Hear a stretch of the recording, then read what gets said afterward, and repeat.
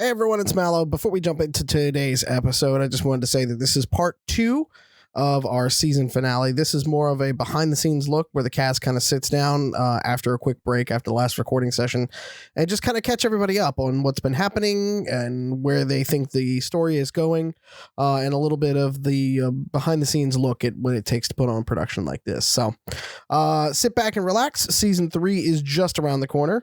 You may even already be in your favorite podcatcher if you are listening to this at a certain time. So thank you all for listening, and we'll talk to you again soon. Hello, fringers. The following podcast may not be suitable for all ages. Listener discretion is advised.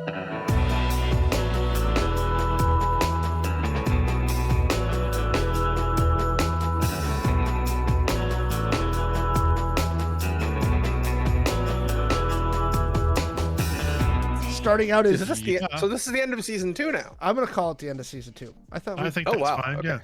Yeah. I think barring there might be an interlude this summer. Yes. But season 3, the Vegas season. So season 1 was a lot of true story. Here's how I see kind of season 1. Season 1 was your characters, for lack of a better term, confused. well, also they were kind of rookies, and they weren't worldwide, right? The characters were rookies, and they were kind of in their little bubble, and they'd been sent out to do the thing, and then all of a sudden they found themselves as the small fish in a very big pond. Mm-hmm. And they were kind of Lake Michigan. Yep. And they were kind of getting pulled a lot of different directions that they didn't really understand. Like, they knew shit was happening. But looking back on that, it almost, from a thematic standpoint, fits. It was all reactive. We couldn't be proactive. Yeah, for sure. Because I mean, we had one thing that was proactive, and I think that was in episode 1 or 2, where Maxi decided to pull the trigger on the target that we didn't think was going to get pulled on, and that was all reaction sideways. After that. Yep. But again, it was a lot of your characters just trying to get right with the world. Right, like they were, again, in this much larger world.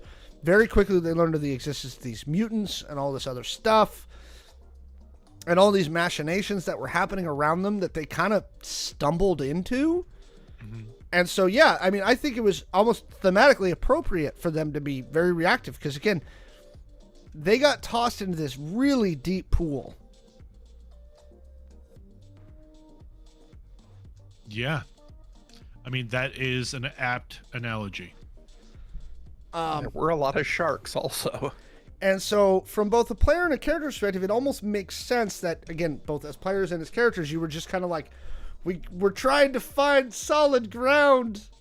Like, there was ongoing jokes about the yarn wall, but it was also serious talk because we, the group of us, and Steph as well, we were constantly talking about first season specifically, like, okay, what is going on? Yeah, where do we go next? What do we do? What was going on? It was bad.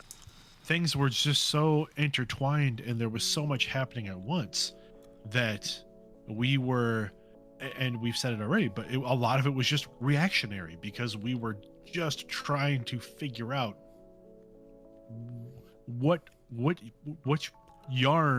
which string do we pull on next? And you kind of pulled on all of them. I feel like season 1 was more of shit happened to us. Mm-hmm. And then season 2 was more like we happened to shit.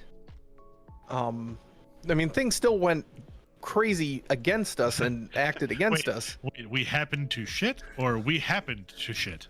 Well, we happen at the tail end of season, things happened to us, and then we happened to things. How's that? Season 2, we happened to shit. So early in season 1, we introduced. We're characters, and now we're coming in. We can finally. Early in season 1, we introduced the non-player character of Kelly Aguilar, right? As somebody who's involved deeply in whatever it is you're looking at, right? But y'all weren't really sure what. And then toward the tail end of season 1, it became apparent to your characters and you as players that she is a critical element of what's happening here, and it's time to go. right? And so you have the confrontation at Aguilar's compound and at her warehouse at the end of season 1. And this is really where things open up, where it's the, you are beautiful, I want to bring you joy. And like, I'm still having flashbacks from that, Okay. just so you know. like, and all of a sudden, now you're laser focused on, okay, something's going on. This is the area we're pulling on now.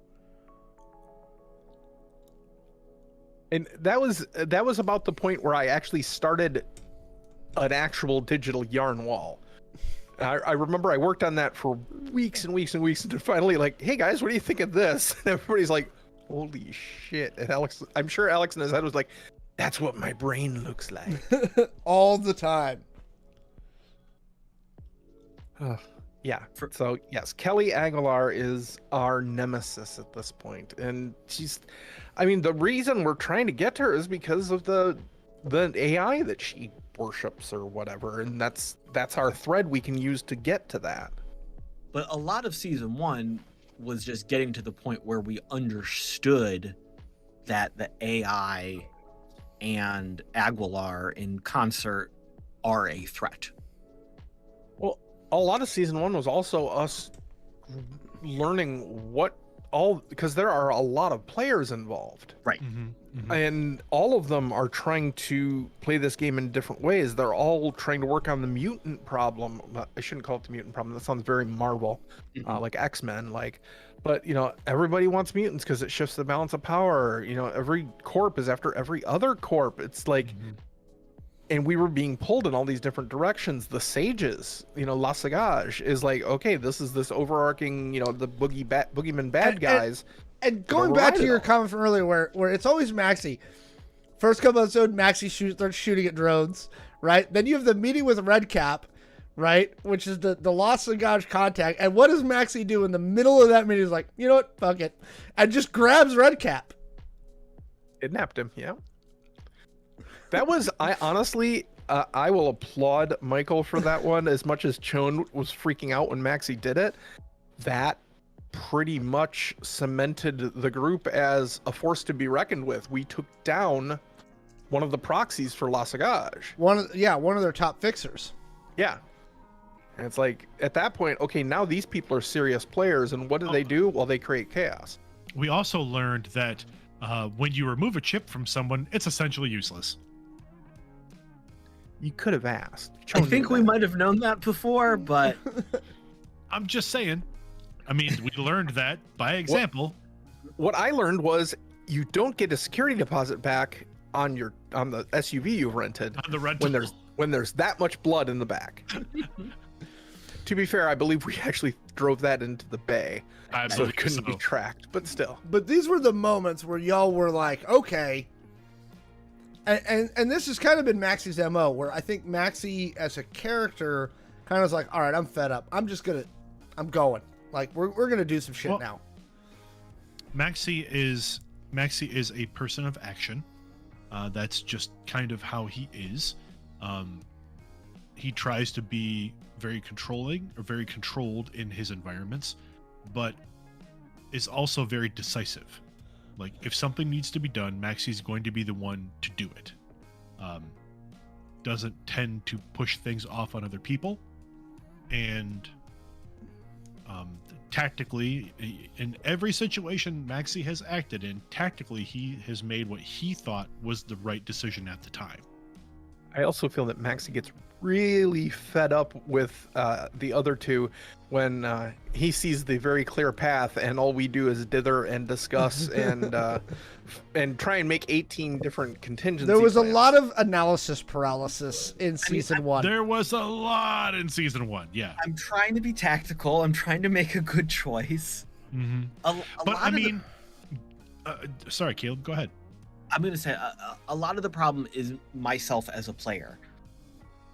I'm in the same situation that my character is in that I do not know the answers. But I want to give a good performance for the show and play a good game. I think that actually fits. Again, because you as a player and Zed as a character is like, holy shit. There is so much outside of this narrow world I've seen And now I'm in the thick of it. Yeah.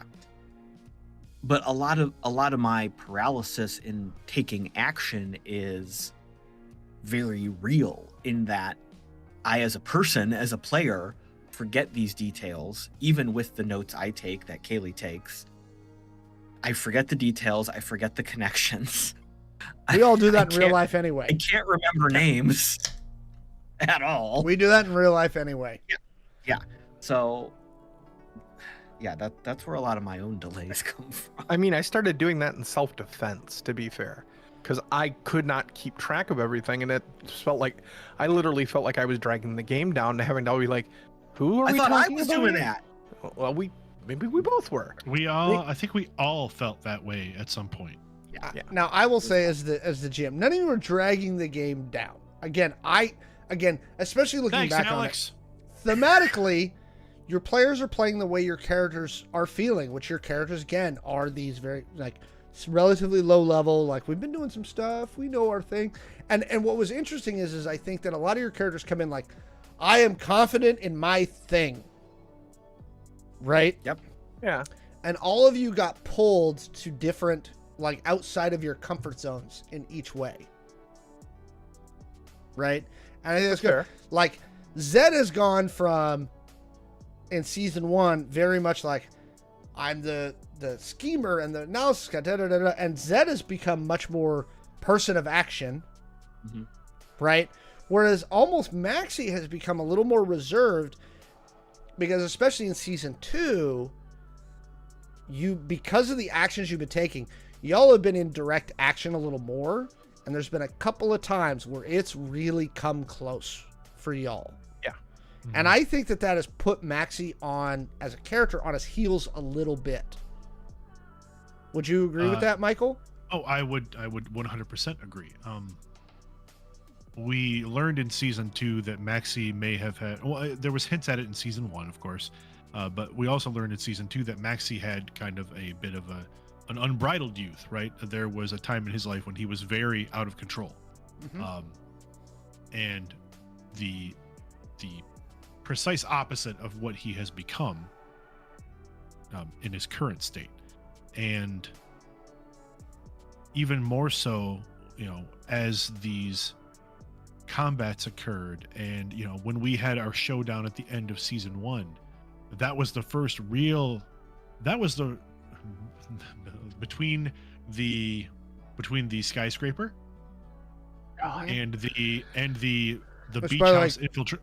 Go back and watch that skyscraper episode. People who are watching this on YouTube later, that, in my opinion, is one of the best episodes we've done. I'm gonna give myself a little bit. The pacing on that one, where we bounce between all the different groups, like, it's very well done, Alex. It was really well done. It's a cool episode.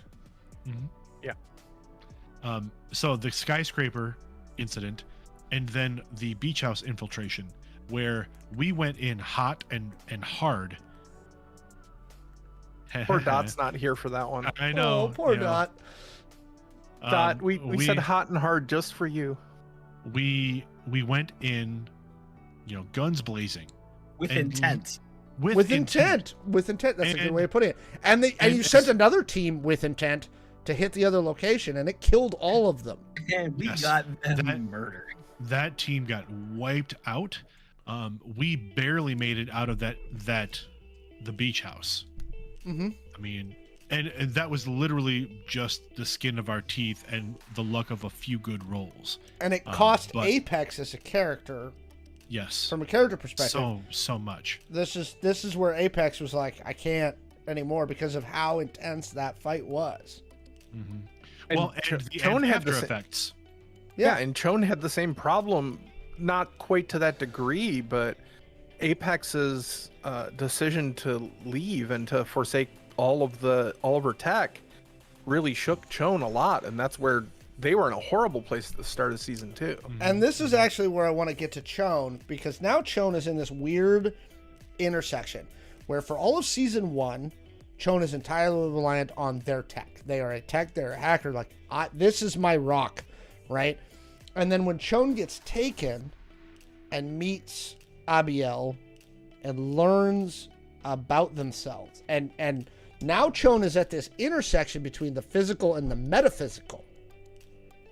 That Chon's still trying to figure out this whole like metaphysical, and I like that you're doing the quantum mechanics stuff now, because you're like, there's got to be science behind this, but there's this very metaphysical event that happened to Chon, where Chon couldn't rely on their tech, where Chon didn't have the ability to be like, my hacking will pull me through.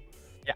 Right? And now you're in this metaphysical world that you've been thrust into, and you're trying to like tread your way through it.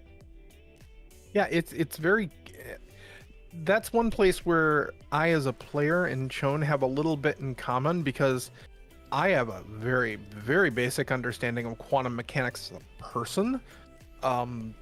You know, a layperson's understanding of it, and the having to dig into that to kind of give some more realism, so to speak, for what Chon is going through is giving both of us a headache a little bit sometimes. But I've read enough science fiction to understand the implications of the ideas behind quantum entanglement and, you know, quantum juxtaposition, all those kinds of things. And that's stuff that I'm like, would this work? Well, let's have Chon find out. So it's almost an experimental thing. But yeah, it's almost a relief sometimes to Chon when it's like, oh, I just have to hack something cool. I can take care of that. That's not a problem. Because when it comes time to, you notice that they only do that when they're practicing or shit's getting really real is when they rely on it, or when they try it, because it's like they're in over their heads. Let's act on this. Yeah. The ambush that took out I and, you know, the whole when At they the were doing airport. the meet at the airport, that was like, oh, we are in a lot of trouble. Look what just happened to Stitches. Look what just happened to Maxi. You know, and they came through with a boo-boo. And Chon's actually like getting a little, I wouldn't say jaded, but like a little shell-shocked almost at the amount of like sheer violence they've been through in the past few months. Mm-hmm. Because, you know, we had the first encounter with the Bosco episode, which Bosco is, Which just the actually best was in character. season 1. Yes, it was in season 1, but that was the first real like heavy violent thing, because we cleared that house. I mean, we had the fight really early with where we took out where we met our new mutant friends. Can't remember their name, and my notes are closed already. But then it's like, okay, we went after Kelly Aguilar at her house, and we almost died there, and there's just more and more, and then we go into Texas. Chon gets kidnapped. There's a firefight, and then there's more firefights, and there's firefights, and there's firefights, and it's like, then Chon's watching Maxi get arms blown off and Stitches get blown apart, and it's getting to the point where there was an entire point in season 2 where Chon was like, this is too dangerous for you guys, and tried to cut ties and be like, you guys need to go home. Well, and Because I'm a target. Chon's also dealing with these new abilities that Chon has, and having to deal with the fact that they're communing with somebody who is probably from the future, right? And who was telling. Wait, what do you mean probably? We'll let the. Oh dear Lord.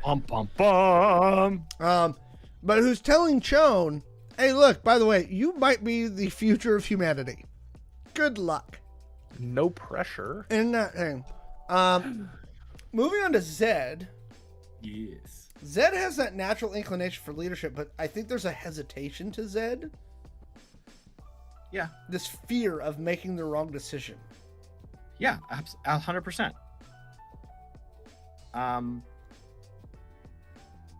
Zed has evolved a lot as a character. And I really appreciate you, Alex, pushing me to answer better questions about Zed, because I created him not as a one-dimensional character, but as a very stereotypical character. And I kind of felt like he could have very successfully been that stereotype. But you were pushing me to have a better story, a better motivation. Evolve. And that, exactly. So that really forced me to come to terms with, what I wanted Zed to be, what I wanted to do as a performer. And I think that's where some of my hesitation as a player came from, because then on top of being in the deep end and not knowing what was going on, and me forgetting details and names and events that happened in last week's game, then I was also kind of in this quandary of, how do I play this character? What are they really doing? So I was trying to solve all of these problems at once. I don't think I really got a handle on the right direction for Zed until early in season 2. Like I had also, if you don't mind me cutting in for a second, Zed grew a lot in season 1 and into season 2. Yes. Huge. Shawn, for example, I remember when we first met Mike Tate, and because we got pulled in, and there was the whole thing with Apex and the whole murder thing, and the fact that Zed was just so dispassionately corp about it. Yeah. About like all of it, just like, well, I'm in it for myself. I want more. I want success. I'm in it for this. Shawn as a character was like, I don't like you. I don't want to integrate with you. But Zed very quickly grew past that, and I think that had a lot to do with Caleb. Yes. More than Zed's like growing up. I mean, there were pieces of that there, but to the point where in season 2 they have become friends and more. And more. There was an episode where more did happen. I'm just saying, like, there was an episode where Shawn not walked out of not just Shawn and Zed, but oh no, there's Maxi a lot of and- more going on in this Maxi group. and Stitches. Right? These are stressful situations. Y'all are getting close. Yeah. There's moaning. Folks have seen Speed, right? I mean, You got to go keep it about 55 miles an hour. Yep. no, relationships formed in stressful situations, right? That's the whole. So, I'm curious going in now that we're going to go into season 3, where Zed's going to continue to evolve. Well, I think don't Zed's know. become more confident. He's gonna be a boxer with his arms. yeah, I think there's a lot more confidence there. Do we see Zed taking, again, like embracing more of that leadership role? So inside baseball, I think that's kind of some of the things we've been talking about behind the scenes as we've been working on the show and continuing to develop the show.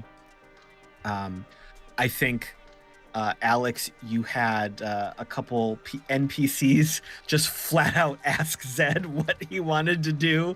And that might have been a little bit of you just jumping into the show there. Don't know what But you're yeah, talking about. Yeah, I don't. Yeah, I'm just making shit up. But yeah, Zed came from being very powerless in his youth to taking and abusing power to, in season 1, walking in thinking he had that power to abuse and being horribly mistaken and not knowing what to do and feeling like he did in his youth again, where he was just on the wrong end of it all. So now through season 2 that he has become confident and learned that it's not a world of, while it is a world of extremes, he does not have to sit in one of those extremes. It is not just I have all the power or I have none of the power. Through season 2, he has learned to understand that he can exist confidently in that shifting nebulous of power. And I think he's learning to trust the people that work with him and to understand what it means that they trust him, because that's nothing he's really worked with before. So, back at the end of season 1, when he was like, I just want to be at the table with Tate, and Tate was like, shut up, dummy, that doesn't work like that. And then seeing Blythe I think really cements that, because we said this in the chat between shows, Blythe is basically who Zed would have become Yep. if this show didn't happen to the character. Mhm. So seeing Blythe at this point in Zed's evolution, I think very much reinforces his decisions to continue to change. So, a little inside baseball, since we're here doing the inside baseball pieces. So, for those that are watching this later and things like that, this is just kind of my thoughts. So when Mallo and I conceptualized of what Chaos Inc. was going to be, I love shows like The Blacklist, Scandal, like where there's these like integrated like noir, like John le Carre, like this web of, you know, conflicting motivations and stuff like that. And that was where we started. Now, what I've learned is, and this is from a production standpoint, that's really hard to do in a tabletop RPG. It's really hard to do. So one of the decisions that I made a couple of months ago was I was like, I'm narrowing this down. We're going to narrow this down to, here's the primary level of the conflict, which is where I wanted to get to anyway, but we're going to stick with this thing. As far as all the other stuff, I, at times, have approached each cast member and said, hey, here's a thing I have for your character. Can I do this? Right? I do ask ahead of time. So for those that don't know, actually, so let's more inside baseball. The cast is not given to the primary plot points before we do this. This is not scripted. I do not give them primary plot points. The closest we come to scripting, and I put that in heavy air quotes, is a couple of times. One, if there's something specific I want to do to their characters, I always come to them first, right? This is just a point of respect and ensuring that certain boundaries aren't crossed. It's part of like safety tools and things like that. So for example, before I kidnapped Shawn, that can, as a player, be a source of trauma, etc., etc. So I came to Kaylee first and I said, hey, I have an idea. Are you okay with this if I do this? Not saying I'm going to, but if I do, are you all right? Michael did the same thing with the quantum entanglement thing. Right. I come to Zed, I come to Michael. Michael, I was like, hey, I want to do you a nemesis. Let's talk more about your background. Right? And we did, and we talked a lot. So for anybody that wants to do, by the way, an actual play thing, talk to your players. It's okay to check with them first. Right? It doesn't wreck anything. The only other side of scripting that we've done is I will say, hey, this one's a tight one because of what I've got planned. We need to not dither too much here. He says don't talk all that much. Stop talking and role playing. Don't get trapped talking about the menu for your lunch. Right. Here's a couple Don't look at me when you say that, Michael. Here's a couple of the points I want to hit this episode. Can we make sure we get through them because we're on a tight 2 hour? And the cast is great about that. Again, that's some inside baseball to how I plot the production of the show, which is I know the general direction I'm going, right? Some of the stuff I run to Mallo, and he and I discuss it, you know, in between things where I'm like, hey, I'm going to introduce this element, like the Entangled, right? I'm going to introduce this element, which is the Entangled. I'm going to introduce more with the mutants, which, by the way, you can download the first mutants module on Drive-Thru-RPG. It's there. Mutants we'd been working on for a while. The Entangled was something new that I added this weekend. The stuff about the benevolent AI that we introduced in this episode tonight, that was stuff that I was like, hey, I don't think this deals with retcon. This is how I want to explain everything and kind of how I'm gonna push it forward. And he was like, yeah, go, we're good. But no, the cast does not know what I'm coming in with every episode. Nor do I know what silly things they're going to do, like capture Red Cap. I mean, you can predict some of the silly things we're going to do. Yeah, I know there's going to be, Dot brought it up, there will be food. There will always be food. There This, will be by the way, shenanigans. again, for those watching this on YouTube, go back and search the RPG Academy podcast. Okay, boy. and you need to listen to the first actual play on the RPG Academy podcast, where we did Identico for them, right? And again, much love to the RPG Academy podcast. They were the first people that brought us on, right? That we worked with before we started our Kickstarter with those folks. You can hear Caleb and I on that initial Kickstarter. And Michael from the RPG Academy, and Yeah. who was the fourth member? I can't remember. Chris. Chris. Yes. But that one started the food tradition. Was Caleb's character breaking into an apartment and cooking somebody's stuff out of their things? He's like powdered peanut butter. I'll mix that with some olive oil, and we'll do this and this. Yeah. I love the fact that such a stupid bit in a one shot has continued for so many years. Literally So- 5 years now. So many years. 5 years later, we still have the food bit from It's the such original. a good bit. It is. But by the way, if you want to know where the food bits started with Identico, that's where the food slice of life stuff started, was that one shot, which, by the way, is part of the Mutants and Men series. And 100%, my character Finn is running a food truck in Identico right now somewhere. As a We mixer. still need to do that Food Truck Wars one that we talked about as a one shot or like a short series. Yes. Right, you remember that one that we talked about years ago? Mhm. Food Truck Wars. Food Truck Wars. Well, Finn is Finn was in what was our one shot? The Texas game. Deep in the Heart of Texas, which Deep you in can the also Heart of find. Texas, Yep, there it is. it's there. Oh yeah. Yep. So yes, that's where all of that goes. Is back to there. My sandwich. All right, you know what? I'm going to actually open up to the cast and well, right before I do that, I will explain. So, if you want any more background, I promise a lot of this is out there. Go to Amazon.com, search In Defiance of Chaos. That's our book of short stories. A lot of the things that are happening in this series were actually set up there 7 years ago.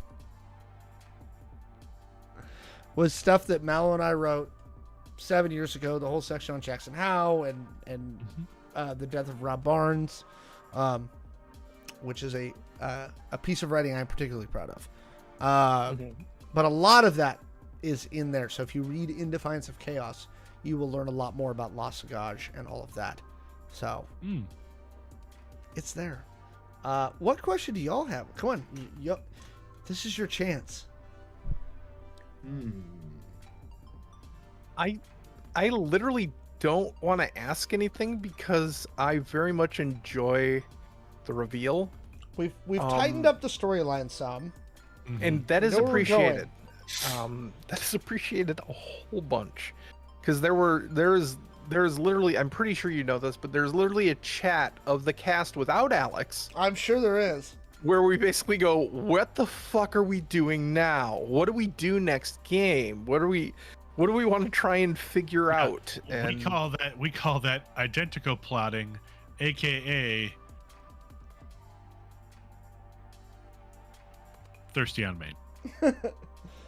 Oh, we know you all y'all are thirsty on Maine. No. Yeah. But identical plotting is the main part of that name.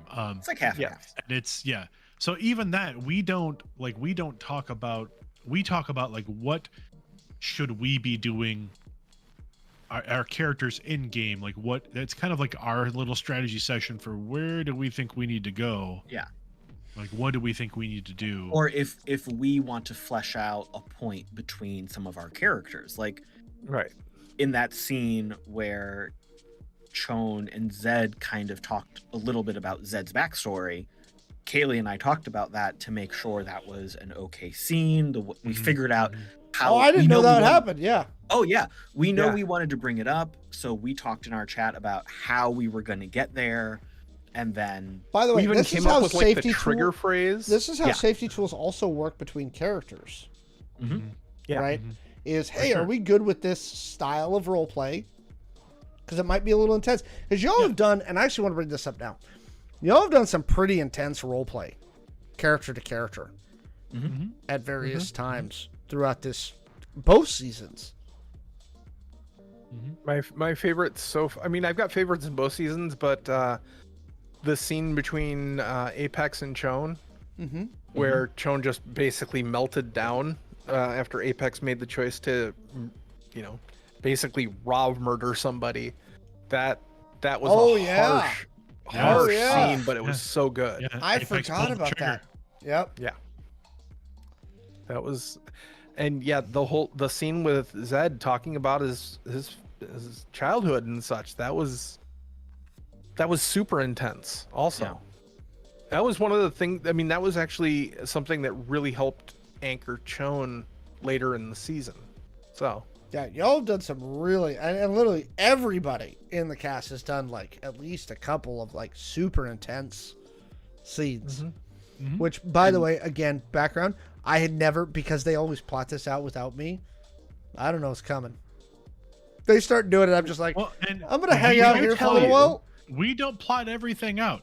A lot of what you're hearing is improvisation from us also. Yeah. But again, in some cases we do talk about certain things that we either want to make sure we hit between our 2 characters or our 3 characters or our 4 characters. And then also like small plot points. Like for example, as we're coming into the new season, there will be some additions to our little internal roster, right? Our characters get some. Oh yeah. We're We having a baby? What? What? Zed, No, you're gonna be a daddy. We're gonna call Zed daddy. Zed's already a daddy. That's true. I'm happy to be a daddy. Oh boy. Oh boy. Anytime you need. Yikes. But each, as our characters have leveled up, now our characters each get, in the rules, a follower, A minion. a minion, right?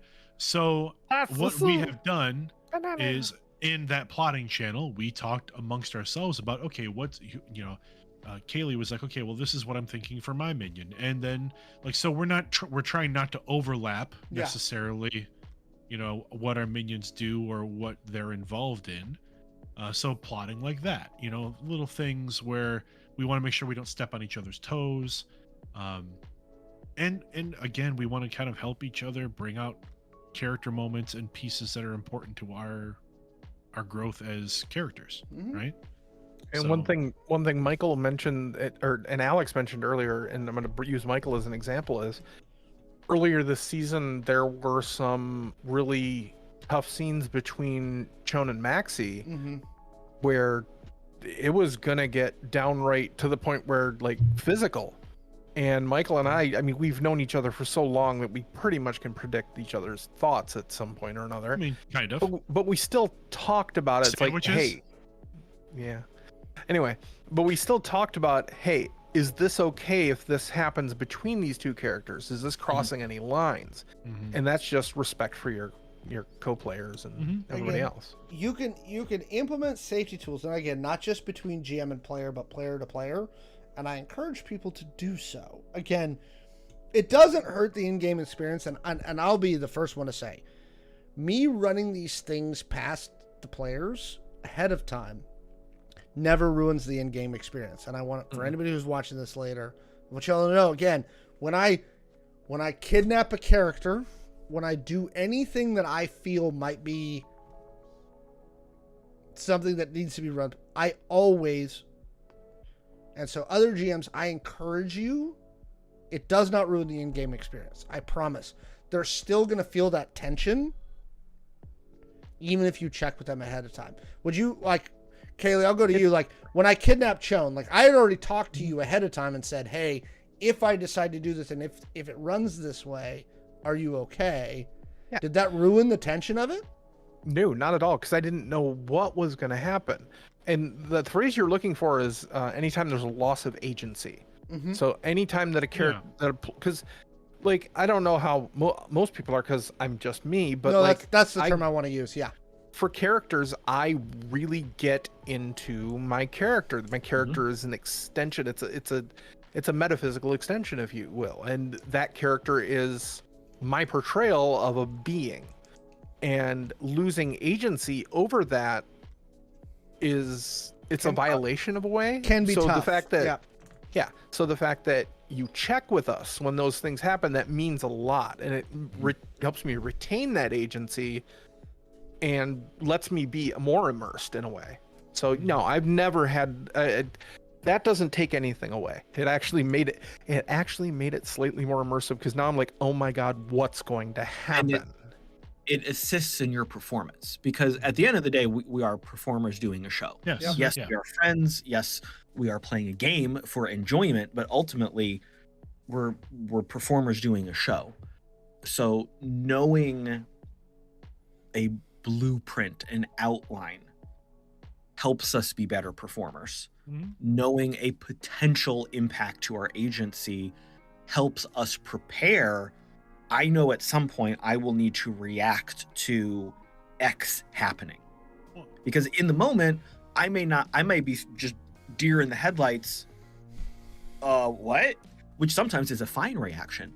But if I can take a second to be like, all right, if this actually happens to my character, I would probably react with this emotional outrage. I can prepare myself as a performer to get those emotions out of the toolbox. Yeah, I think to build on that, Caleb, it's about working within a framework, right? Mhm. If you and we, as much as we like to improv, right, it's difficult to improv without some kind of structure in place to build upon. Yes. And having that knowledge that this thing is going to occur, like this thing is going to happen, if you're okay with it, that gives us as players and as Caleb said, performers, it gives us that baseline. It gives us, okay, this is where I get to start. Like I'm starting from here, and I can ramp this up however I need to, but it gives me a place to look for, to center, and to start the process of reacting. Right? Yep. Mhm. I just want to highlight that for anybody who's watching this, if you're thinking about doing, and I was talking to somebody, so I was at and the reason this came to my mind is I was at a meetup a week and a half ago, and it's the Seattle Online Broadcasters Association, and so it's a lot of streamers and stuff like that. And Is that acronym SOBS? SOBA. Oh, okay. And anyway, Did they get that because the drink doesn't exist anymore? I was meeting with Snatch up that trademark. some actual play people, and they were asking me, because obviously we've done a lot of these for a long time to this and interested in other stuff. And again, it was a conversation about, hey, talk to your team, talk to your cast, because at the end of the day, this is my team. I'm hugging them all right now. We don't get to do this show without them, right? And they have now stuck through this for a while. We're at the end of season 2. That's a lot of episodes. I think we're 40 or 50 episodes in. Pretty close. 43 plus This side literally episodes. started as, guys, give me 12. Will you give me 12 episodes? I We can remember roll through this that. thing. Yes. And if you like it, we'll keep going, and if not, we can stop. But I literally Yeah. I asked for 12 up front, and they were like, deal. And I was like, thank you for this team who we approached.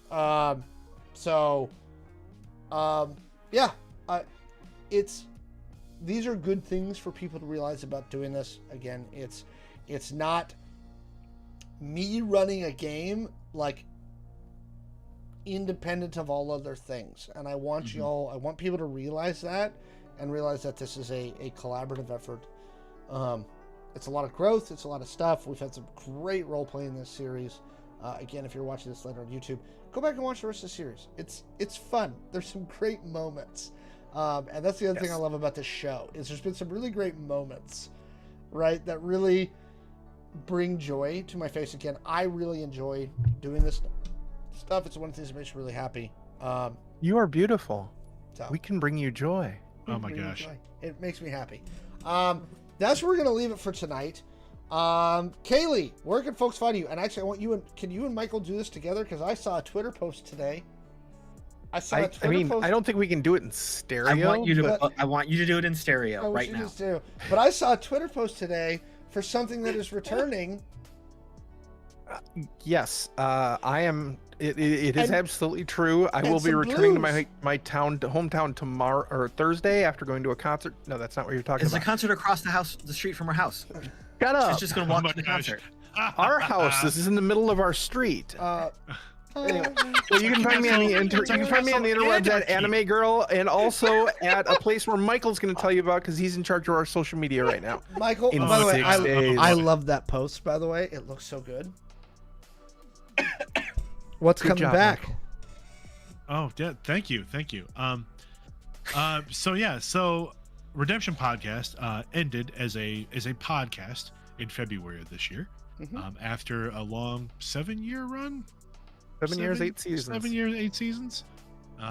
Unofficially the longest running Star Wars actual play at the time. Look, I'm calling it of its officially ending. until someone is able to prove otherwise. But that being said, Chris and Kaylee and I can't stay away from each other. So we've decided that we are going to continue the tradition of the Redemption Podcast, our Star Wars actual play, as a live stream starting May 29th at 8 p.m. Eastern on our YouTube channel, which is youtube.com/@SmugglersBlues. The name of the show is Smugglers Blues, a redemption story. And we will be moving forward. I believe we're jumping ahead about a year. I was gonna ask, like, And what era? change. Can we tell folks what Star Wars era we're in? So we are. Sorry, go ahead, Kaylee. Okay, sorry, I stomped on you. I'm sorry. No, you didn't. We ended Redemption approximately a year after Order 66. Okay, So and this we are is going another to year be, forward. This is another year forward. So we're fully in the Empire era. Oh yeah, the Empire rebellion is The everywhere. rebellion hasn't even really started yet. The rebellion really. is a whisper on the wind. Yes, as it were. Mhm. but we're Um, fully in the Empire era. Yes, And- yes. and- Go ahead. And what we're going to find is our intrepid crew is not doing as well as they had hoped, and there may be struggling to keep their hydra spanners working, struggling to keep fuel in the ship, struggling to keep the ship together, We're going to keep sheep. struggling to keep sheep. But yeah, so we're gonna start this off. We're looking for, it's going to be a lot more down to earth story, way less galaxy spanning, world changing, galaxy changing tales, and more like, low stakes, low key, like just trying to put food on the table. Someone Type lost of their adventures. keys, needs a sandwich. I like it. Think They're along very the lines of sandwiches. like Firefly / Yeah. Cowboy Bebop. I like it. Always on the ragged edge. And I will also say that there will be an intro video to the stream that'll look awfully familiar tonally because there's a very certain special Mallo who helped us. Oh, with is he doing the intro? I think you told me that Sunday. Alex, is- have you not seen it yet? I haven't. He doesn't. We will I show literally, you. I saw Mallow for the first time on like Sunday. So like in like 3 weeks. I'll since we've throw been it in busy. our Discord channel Yeah, to I share want to it see with it. He Mallo. told me he was working on Yes. it. Caleb, Um, you exist too. Oh wait, hold on. Now let me Okay, go finish. ahead. Go ahead. Yeah, there's other places Michael Yeah. can Let find me We you got finish. Mallow. Oh wait, we got a lot of So- places for Michael. Yeah, That's he's just okay. not So- hanging out. with Michael's me. a busy guy.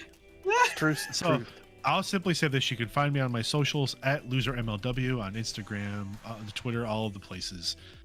If you see a loser MLW, it's me. And you can find me on Tubular Teens with Titans, which is a Power Rangers based inspired audio drama. I get to play a villain. It's a lot of fun. Listen to that on your podcasts. You can find me on Wednesday nights on the Rook and Rasp channel on Twitch. That's twitch.tv/Rook and Rasp. And that is for the Dragon Age show. We'll be ending that in the next couple weeks. We'll be breaking season 1 and breaking for the summer. You can catch that at 7:30 p.m. Eastern on Wednesday, so tomorrow night. And then you can just follow me on the socials. You find me places doing things and stuff. and stuff. Sometimes there's pants, sometimes there aren't. Sometimes there's not. Sometimes wearing shorts. Dude, Caleb. when it's 84 degrees in your room, you It's- take your shirt off. It's hot in here right now. My studio's cooking. Caleb, What? They can find you places. I You am have projects. I am on the socials at the Caleb G. You can hear me over on the RPG Academy, a lot of archived shows. Occasionally, I am on their sample adventures where we play through the pre-written demo adventures included in a variety of tabletop games, just to experiment with them and see what's going on. I also have my charity project, point5past.org, on the socials, the number 5 past. Definitely had some life changes impact my plans for this year, but we're going to keep going strong and get some momentum going. And there's another thing that we're working on that I don't know if I can talk about yet. We can't. So I'm not gonna go into super detail. But we can't. Okay. I'm not gonna go into super detail. Here's what I will say. For those of you who are like, we used to have 2 Identico shows for a while because we had Angel City and Chaos Inc. at the same time, which was a very tiring time for me because I was running Chaos Inc. on Tuesdays and playing in Angel City on Wednesday. A new Identico show is coming. Caleb pitched Mallo and I an idea a few weeks back. Caleb pitched many ideas. But this was one that we were like, okay, we can do this now because there's a lot of those that are going to take some time. And so Caleb will be running a new Identico show, a new bi-weekly soon. I believe the cast is locked. I believe. And so Caleb will be GMing that series. Right? I finally, because again, I have been out of touch because of life. But Mallo came over on Sunday and he walked me through the elevator pitch and kind of what the plan is for the show. And I am super looking forward to watching it and being in the chat while this is all going on. So, more to be announced on that soon. Very soon, but it is coming, and so that's happening. So we will once again be back to 2 Identico shows a week soon. And Caleb is bouncing out of his chair. Very excited. And here's the thing: it's going to be a very different feel for Identico. It still fits within the Identico world under the Identico umbrella, but it's a very different style of show, which I love. Because both Angel City, Chaos Inc., and all these are different style shows. So I'm looking forward to seeing what Caleb does. It's going to be fun. I'm excited. That's coming soon. So, subscribe to YouTube. Follow us on Twitch at Identico. We're at Identico everywhere. I'll close it out. I am at Alex the Humanoid everywhere. Like TikTok, Twitter, everywhere. I'm at Alex the Humanoid. You can also follow me on my other shows at Gamers Heaven PNW. I do like 5 streams a week. We do news and stuff about gaming and video games and tabletop and the whole industry writ large. News and stuff and things. Oh my God. I have to write rundowns for tomorrow's news segments tonight, later. But if you want to know about video games and tabletop news and what's going on in the industry and everything from Magic the Gathering to Overwatch, like we're there for you at Gamers7PNW. I will be back on Wednesdays. I'm back tomorrow night with Mallo for Identico After Dark. So look forward to that. We're hoping we get some information on the SAG-AFTRA vote before that show because we really want to talk about that. But yes, all the places. Thank you all for joining us tonight, and we will see you soon. We love you. Bye. Bye. You're not what you appear to be. They don't know you like I do.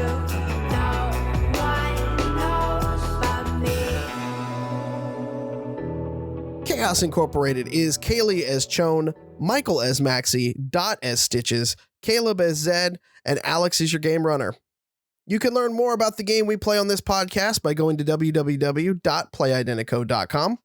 You can join us live for these sessions every Tuesday at 6 p.m. Pacific over on twitch.tv/Identico. And you can watch along with past episodes and see additional content like how to play videos over on our YouTube channel, youtube.com/Identico. And finally, you can follow along with us on the socials at Identico on Twitter and at Humanoid Games on Threads and Instagram. Thanks for listening, everyone, and we'll see you next week.